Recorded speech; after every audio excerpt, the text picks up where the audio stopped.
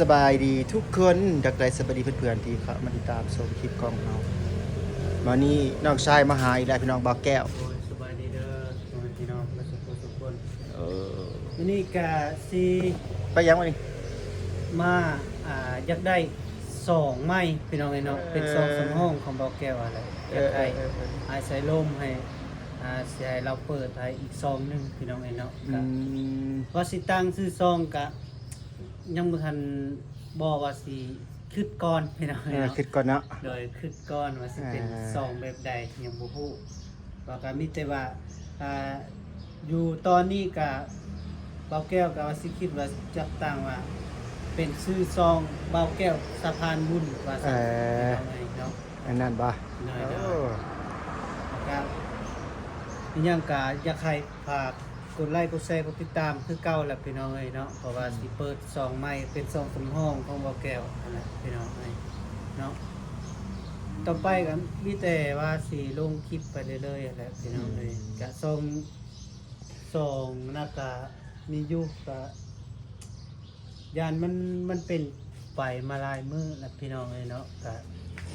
ตัวเฮสก็หายแล้ว มีปัญหาบ่แม่นมีปัญหาในน้อยหนึงนะ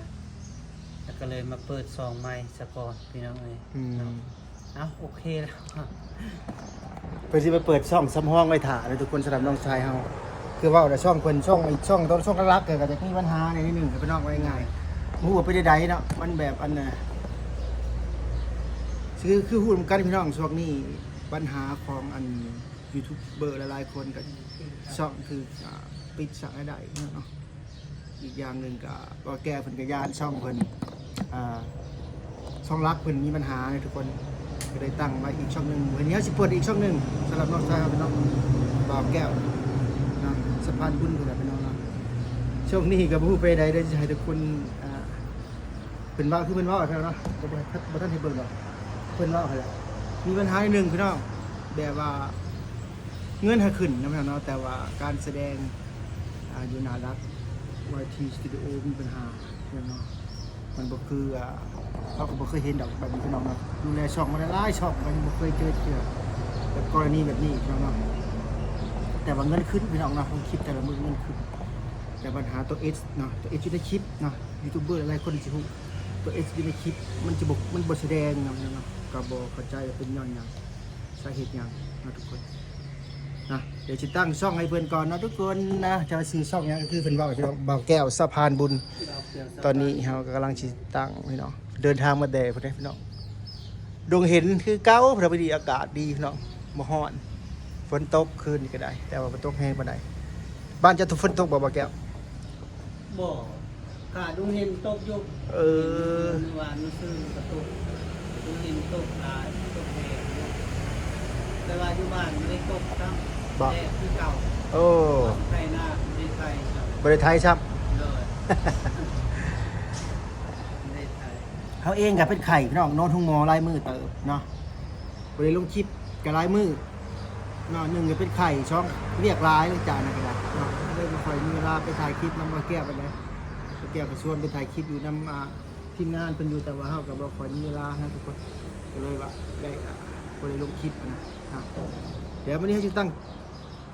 ช่องให้บ่แก้วกันทุกคนนะเดี๋ยวมาติดตามชมต่อไปว่าสิเป็นช่องหยังนะทุกคนเดี๋ยวเริ่มต้นตั้งให้เพิ่นก่อนทุกคนตั้งช่องให้บ่แก้วสำเร็จไปอีกช่องหนึ่งพี่น้องบ่าวแก้วสะพานบุญบ่ชื่อช่องจ้ะบ่าวแก้วสะพานบุญสะพานบุญเนาะพี่น้องเนาะแล้วบ่มีแต่ยังยืนยังมันยืนเบอร์ชื่อมื้อแล้วสิเป็นยืนให้ตำหลังเบอร์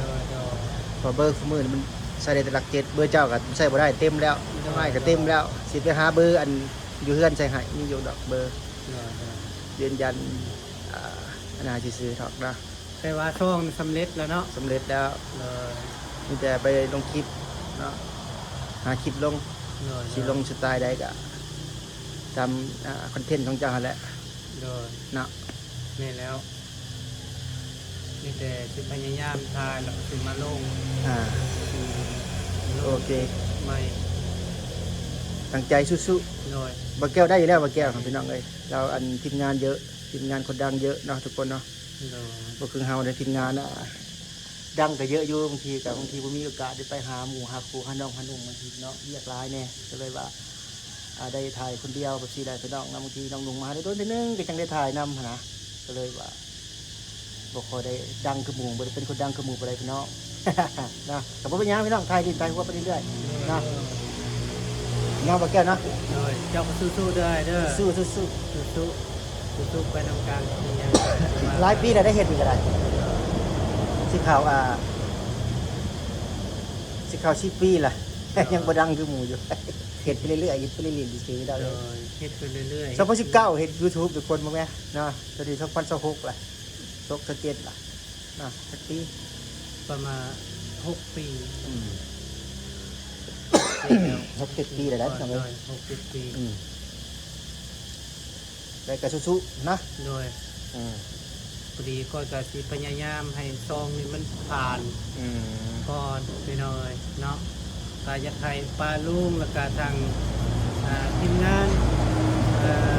แล้วก็FCทางไอ้สายลมให้เขาเบิ่งเขาติดตามนี่เด้อขอให้มันฮอด1,000-2,000พี่น้อยเนาะขอให้มันผ่านชั่วโมงแล้วก็ก็แก้วก็ดีใจพี่น้อยเนาะก็แต่ว่าขอให้มันผ่านแล้วก็โอเคพี่น้องเอ้ยเนาะแล้วก็เรื่องเกี่ยวกับอีเซนเนี่ยก็สิดึงเอาอีเซนตัวเก่าบอก แต่ตัวเก่ามันก็ได้พ่วงกันเลยคันไอ้เช่นมันมีปัญหาเนาะ เนาะเนาะ แต่ว่าคือไอ้เช่นนี่คือว่าเขาเนี่ยถ้าว่าช่องมีปัญหาเขาใส่สื่อเก่าบัตรประจำตัวเก่าครับอย่ามีปัญหา โอ้ เนาะ เอาคันอยากบ่ให้มีปัญหาเอาบัตรใหม่สมมติว่า บัตรใหม่ บัตรประจำตัวคือเอาของเมียสมมติมาตั้งสินะเฮ็ดไอ้เช่นเฮ็ดอะไรนะเวลามันสำเร็จไปนะ โดยได้ก็ได้ ให้ เนาะ มันเป็นคนละอันกันเขาใจะบอก เลยเนาะ ของเจ้าเองนี่มันก็ใส่บ่ได้ได้สมมติว่ามันทุกคนมีปัญหามันบ่ให้มีปัญหาพร้อมกันนะเขาใจะบอก โดย ช่องที่เกี่ยวข้องต่าง แต่ว่าใส่บัญชีเดียวนี่ได้ ๆ ได้ เนาะ มันสิทำมันมีปัญหา แต่ว่ามันสิอันในการตั้งขาช่อง ก็คืออันตั้งเอเซนบ่ตั้งอหยังต่างสมมุติว่าเฮาอยากอันบ่ให้มันเกี่ยวข้องกันเราก็ต้องใช้บัตรประจำตัวของผู้อื่นที่อยู่ของผู้อื่นเนาะไว้ง่ายซะไปเนาะ เนาะ ป้องกัน ป้องกันก็ นะ นะ ป้องกันบ่ให้มีปัญหาในตอนหน้า เนาะ คือไม่มีปัญหาในสิ่งช่องที่เกี่ยวข้องนี่มันปิดช่องหนึ่งมันปิดเบิดไปเลยปิดลามไปเลยได้ แม่น คอยปิดไปเลยได้สมมุติช่องที่เกี่ยวข้องมันเคยมันปันนี่นะเคยพ่วงหากันยังไงซะเคยพ่วงเอเซนบ่เคยนะบ่สิเนาะแต่ว่านั่นแหละมันจะปิดกันบ่ได้ เนาะมีหยังก็ค่อยก็สิพยายามให้มันผ่านพี่น้องเอ้ยเนาะ ก็บอกเกี่ยวกับมากดานนี้ที่สุดเลยอยู่ในใจในชีวิตเลยพี่น้อยเนาะสู้มาโดนแล้วแล้วก็อยากให้ซองมันผ่านไปไวพี่น้อยเนาะก็ซองรักของบอกแก้วก็มีปัญหาอีกนะก็อยากมาหาไอ้สลมให้มันให้มันผ่านไวๆพี่น้องเอ้ยโดย สู้ๆจ้า สู้ๆขอบใจหลายที่ให้กำลังใจประกอง สำหรับที่นี่เฮาก็สิเอาซะนี่ก่อนพี่น้องบ่ยังละบางมาอยู่เนาะจะโดนลงคลิปตัวนึงเฮาก็ได้เฮาก็ช่วงไข่ยังไออยู่ทุกคนเป็นไงก็ขอตัวกลับไปเป็นทางละลายที่ว่าเว้าไปก็ไอไปพร้อมทุกคนเนาะจะได้ก็อย่าลืมทุกคนที่กลับมาแล้วก็อย่าลืมเป็นกำลังใจให้แหน่สายลมถิ่นเซโนแล้วก็บางแก้วสายบุญสะพานบุญเนาะ โดย ซองใหม่ แก้วสะพานบุญซองใหม่พี่น้องเลย นะ ฝากกดไลค์กดติดตามในเด้อกดแชร์ไปเรื่อยๆพี่น้องเนาะ นะ โดย สำหรับที่นี่ก็จบก่อนพี่น้องบ๊ายบายสบายดี บ